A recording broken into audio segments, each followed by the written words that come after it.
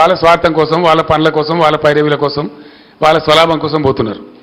మీరు చెప్పిన దాంతో నేను అన్నిటితో ఏకీభవిస్తున్నాను, ఒక పాయింట్ ఏకీభవిస్తలేను. అందరు పోయిన మీరు మా అందరూ పోలేదు.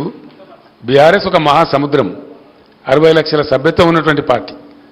ఎవరైనా ఎలిమినేట్ చేస్తాం పలానా దాన్ని అనుకుంటే తప్పదే, ఆ గర్వం పనికిరాదు. మేము మొన్నటిదాకా 10 ఏళ్ళ అధికారంలో కాంగ్రెస్ అవుట్ ఆఫ్ పవర్ ఉంది. కాంగ్రెస్ ఎలిమినేట్ అయిందా?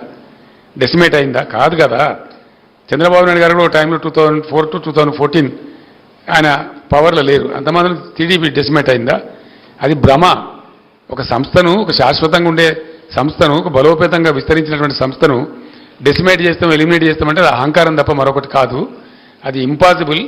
అందులో బీఆర్ఎస్ను డెసిమేట్ చేయడం అనేది ఒక 1,00,000 రేవంత్ రెడ్డిలు, కోటి ఇంకో వచ్చినా ఏం ఇంతగా మనం కూడా ఫరक पड़ता सर असेंबली में असेंबली में आपको असेंबली में एमआईएम आपको सपोर्ट कर रही थी, लेकिन पार्लियामेंट इलेक्शन में बिल्कुल वो दूर हो गए. आप क्या समझते हैं? आप कैसा बोल रहे दूर हो गए बोल के? तो मैं ना आपको क्या मैं आप कैसा बोल रहे दूर हो गए? आपके किसी प्रोग्राम में कहीं भी आपका जिक्र नहीं करे, वो किसी भी प्रोग्राम में कहीं जिक्र नहीं करे. जैसा असेंबली में उससे दूर हो गए बोल के समझेंगे? गाँव जाके आपकी सपोर्ट के बारे में बात कर रहे थे. नहीं, सुनिए भाई, एमआईएम हमसे दूर हो गए बोल के कौन बोल रहे हैं? जैसा असेंबली में आपका अपना आइडिया है क्या है? नहीं सर, जैसा गांव जाके आपको आप वोट देने की अपील कर रहे थे, इस बार नहीं करेंगे. क्यों नहीं करेंगे సార్? రోడ్ షోలకు మంచి స్పందన వచ్చింది జనం నుంచి. మీరు వెళ్తూ ఉంటే మేము చూసాం టీవీలలో.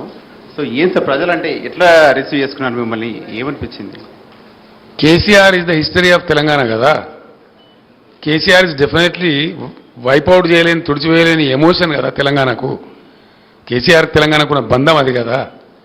ఎక్కడెప్పుడు దిక్కు దివాణం లేనప్పుడు నా పదవులు, నా రాజకీయ భవిష్యత్ అంతా నేను పనంగా పెట్టి తెలంగాణ కోసం ఎంత కష్టపడనో తెలంగాణ ప్రజలకు తెలుసు.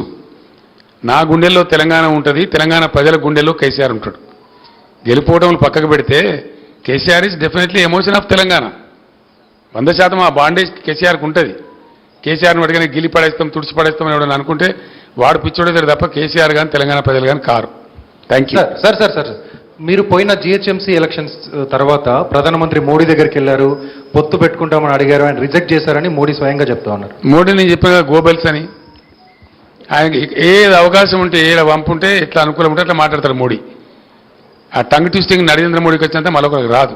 సార్, గడిచినటువంటి 10 ఏళ్లలో అభివృద్ధి చేస్తామని చెప్పేసి చెప్తా ఉన్నారు, కానీ 100 ఏళ్ల విధ్వంసం చేశారు బీఆర్ఎస్ పార్టీ వాళ్ళు అని చెప్పేసి కాంగ్రెస్ వాళ్ళు అంటున్నారు. నిజమే బ్రదర్. ఇప్పుడు నేను చెప్పిన ఫిగర్స్ అన్నీ ఉన్నాయి కదా, అవన్నీ ఆడిటెడ్ ఫిగర్స్ కదా. Comptroller and auditor general of India ఇచ్చిన ఫిగర్స్ కదా. అది విధ్వంసం అంటారా? వాళ్ళ దృష్టిలో అది విధ్వంసం అయితే వాళ్ళంత మురుకులు మరొకరు లేరుగా. సార్, వచ్చే 15 ఆగస్టులోపు రుణమాఫీ చేస్తాం, 2 లక్షల రూపాయలు రుణమాఫీ చేస్తాం, ఇందుకోసం కార్పొరేషన్ ఏర్పాటు చేస్తాం, అందులో నుంచి నిధులు సమకూరుస్తామని చెప్పేసి అంటున్నారు ప్రభుత్వం. ఇది సాధ్యమవుతుందా సార్? మీరు రైతు బంధు స్టార్ట్ చేసిన ప్రభుత్వం కదా. బ్రదర్, నేను ఒకటే మాట చెప్తున్నా, నేను కూడా రైతు రుణమాఫీ ప్రకటించిన.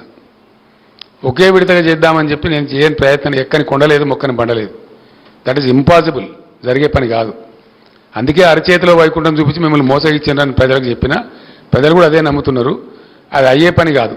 ఎందుకంటే ఇప్పుడు ఈయన రైతు భరోసా వేయాలి, నెక్స్ట్ ఏయన్నా 4 విడతల డిఏ ఇప్పుడు విడుదల చేయాలి, 51% ఫిట్మెంట్ ఉద్యోగస్తులు అడుగుతున్నారు, అవి ఇవ్వాలి, మళ్ళీ 40,000 కోట్ల రుణమాఫీ చేయాలి. ఎక్కడికి చేస్తారండి? ఎవరిని మోసపుస్తాడు ఈయన? అంత వట్టిదే, ఫాల్సు. అది జరిగే పని కాదు. ఆ